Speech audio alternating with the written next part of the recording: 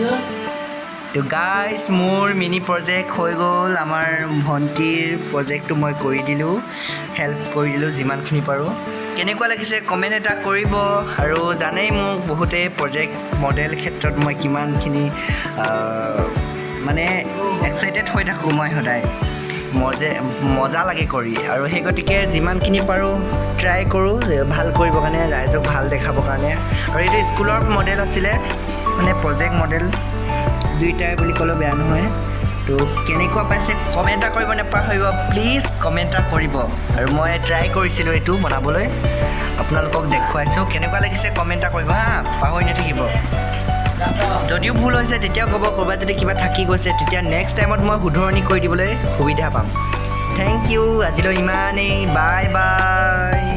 আৰু এটা বিশেষ কথা আপোনালোকে সদায় মোক কয় মই কৰা কামটো চাম বুলি মই দেখুৱাম বাৰু আপোনালোকক মই কেনেধৰণে প্ৰজেক্টবিলাক বনাওঁ আজি বিশেষকৈ এইখিনি সময় নোহোৱাতে মোৰ একদম শ্বৰ্টকৈ দিলোঁ তো বেয়া নাপাব মই দি আছোঁ নেক্সট ভিডিঅ'ত আপোনালোকক কেনেকৈ বনাম তো আজিলৈ ইমানেই থেংক ইউ